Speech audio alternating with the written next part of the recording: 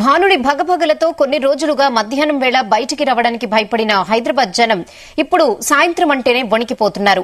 వాతావరణ మార్పులతో ఉదయం ఎండ దంచుకొడుతుండగా సాయంత్రం కాగానే ఈదురుగాలులు బీభత్సం సృష్టిస్తున్నాయి. మంగళవారం సాయంత్రం కురిసిన జడివానకు హైదరాబాద్ ఆగమాగమైంది. వర్షం గాలుల బీభత్సానికి 10 మంది బలయ్యారు. బాచుపల్లిలో గోడ కూలి 7 చనిపోగా మూసీ నదిలో 2 మృతదేహాలు కొట్టుకువచ్చాయి.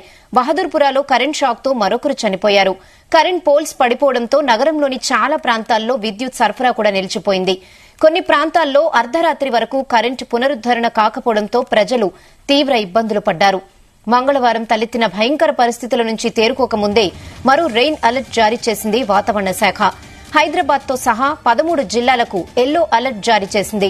ఉరుములు మెరుపులతో పాటు గంటకు 40 నుంచి 50 కిలోమీటర్ల వేగంతో ఈదురుగాలులు వీస్తాయని వెల్లడించింది. దీంతో భయపడిపోతున్నారు హైదరాబాదీలు. మరోవైపు వరద బీభత్సంపై ఆరా తీసిన సీఎం రేవంత్ రెడ్డి సమస్యలను వెంటనే పరిష్కరించాలని ఆదేశించారు.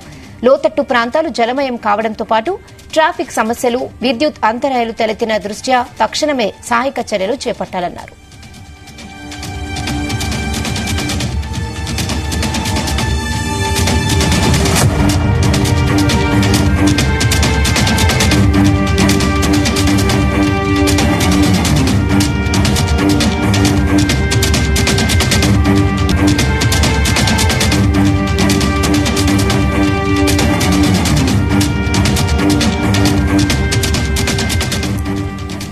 ఇదే విషయంపై మరిన్ని అప్డేట్స్ మా ప్రతినిధి శ్రీచరణ్ అందిస్తారు. శ్రీచరణ్, రేనా, తెలంగాణలో ఇవాళ రేపు మోస్తరు వర్షాలు కురిసే అవకాశాలున్నాయని హైదరాబాద్ వాతావరణ శాఖ తెలిపింది.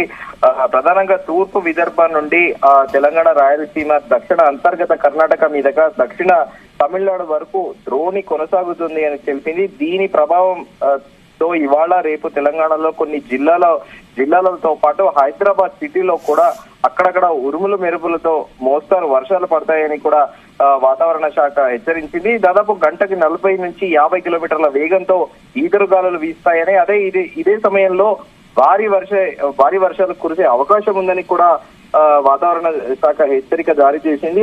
అయితే కొన్ని జిల్లాలో మాత్రము ఈ ఉరుములు మెరుపులతో పాటు భారీ స్థాయిలో వర్షం పడే అవకాశం ఉందని కూడా ప్రధానంగా వాతావరణ శాఖ హెచ్చరించింది. అయితే నిన్న అన్ఎక్స్పెక్టెడ్ రెయిన్ హైదరాబాద్ లో దాదాపు కూకట్పల్లిలో 13 సెంటీమీటర్ల పైగా వర్షపాతం నమోదైంది.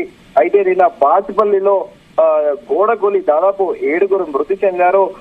బాచుపల్లిలోని రేణుకా ఎల్లమ్మ కాలనీలో భారీ వర్షానికి గోడ కూలడము, అలాగే రాత్రి తెల్లవారుజామున వరకు అధికారులు కూడా అంటే మిడ్ నైట్ అవ్వడము, అధికారులు కూడా పెద్దగా స్పందించలేదు. తర్వాత మార్నింగ్ తెలిసిన వెంటనే ఇమీడియట్ గా రష్ అయ్యారు. దాదాపు శిథిలాల కింద 7 మృతదేహాల్ని గుర్తించి వెలికి తీశారు. అయితే పోస్ట్ మార్టం నిమిత్తము గాంధీ ఆసుపత్రికి కూడా తరలించారు. మృతులు చాలా చిన్న వయస్కులు వారిని చెప్పుకోవాలి. ఈ తిరుపతి రావు అనే యువకుడు 20 ఏళ్ళు, అలాగే శంకర్ అనే యువకుడు 22 సంవత్సరాలు, అలాగే రాజు అని చెప్పి 25 సంవత్సరాలు, రామ్ యాదవ్ 34, అలాగే గీత అనే మహిళ 32 సంవత్సరాలు, అలాగే చిన్న బాబు 4 ఏళ్ల చిన్న బాబు కూడా మృత్యువాత పడ్డారు. ఈ జరిగిన ఘటన పైన కూడా ముఖ్యమంత్రి రేవంత్ రెడ్డి ఆరా తీసి అధికారులపై వివరాలు అడిగి కూడా తెలుసుకున్నారు. కానీ ఈ అన్ఎక్స్పెక్టెడ్ రెయిన్ అంటే ఇంకా మృగశిర కార్తె కూడా పూర్తిగా రాలేదు.